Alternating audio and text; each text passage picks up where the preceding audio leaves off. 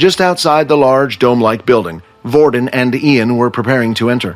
The front of the dome was an open field, filled with all sorts of junk. It looked like a battle had taken place outside. More dead Rattaclaws, another group of them even. Ian then dipped his finger into the black blood. It doesn't look like they have been dead for long. Looks like someone's already in there.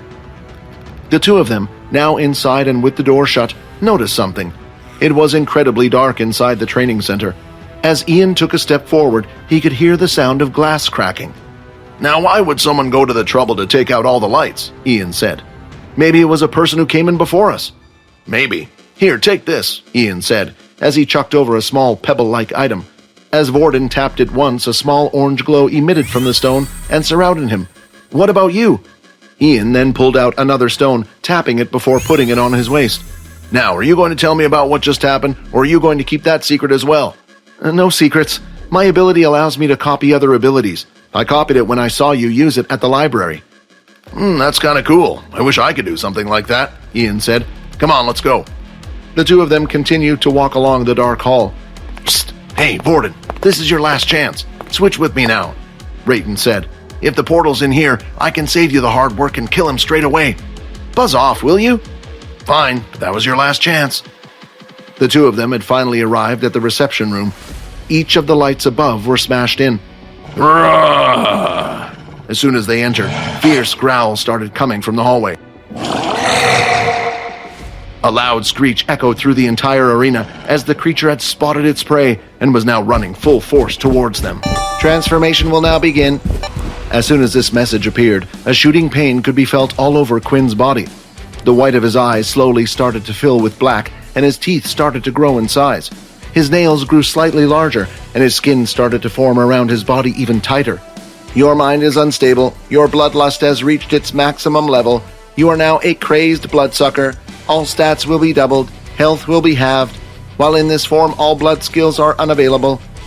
After transforming into the bloodsucker, Quinn's thoughts, his emotions, everything that made him human were gone. His body acted on its own, and that single thought of blood occupied him. Then, a few moments later, Vorden and Ian had entered the room. As the beast held out its claws, Ian too came out with his fists. "You want to battle with strength then?" However, the beast's hands had wrapped around Ian's fist and stopped them in its tracks. Then, using its nails, it dug into Ian's fist, drawing out blood. As it smelled the blood fall from Ian's hands, it started to growl and screech even more. It opened its mouth, revealing two huge fangs.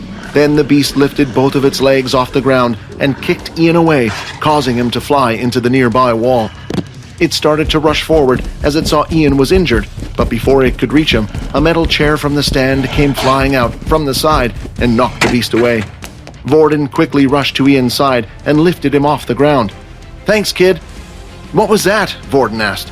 "I don't know. I've never seen anything like it, but it looked like a humanoid-type beast," Ian replied. The chair didn't keep the beast down for long, as the smell of blood was too strong. "Turn on your lightstone," Ian said. As the two of them turned on the lightstone, the beast suddenly stopped. It covered its eyes and backed away from the two. "It looks like I was right," said Ian. "That beast must have been the one to take out all the lights. It looks like it's super sensitive." But the two were foolish, thinking the lightstones would be enough to keep the bloodsucker away from its prey. The beast didn't need to rely on its eyesight to know where the two were. The smell of Ian's blood was enough. From the stands, it started to rip out the chairs and proceed to hurl them at the two. Luckily, the chairs were made out of a metal material, so Ian and Vorden were able to repel them away. The chairs continued to be chucked at an incredible rate as each one was ripped from the stands.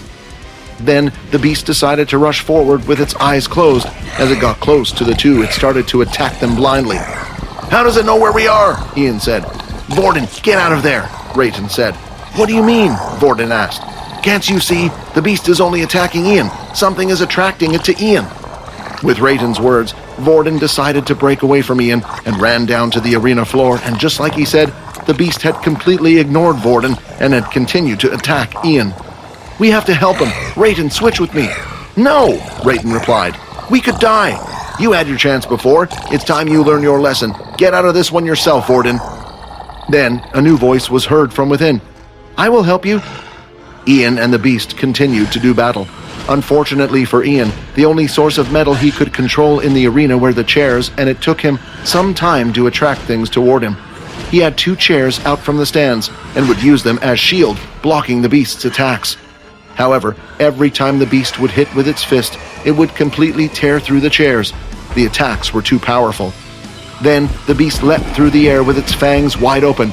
Ian had no choice but to shove his forearm into the beast's mouth, hoping to avoid a fatal blow. He screamed in pain. Blood is being consumed. 10 of 100, 14 of 100, 25 of 100. As the beast was busy feasting on its meal, it was unable to notice the flying sharp object coming toward it.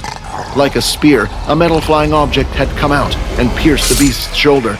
The blow was fast and powerful, knocking him off Ian. "I just want to find my pet Quinn," the little one said. Hi, Quinn here. Wondering what happens next? If you want to jump the queue and unleash all episodes, click on the link here and install the Pocket FM app.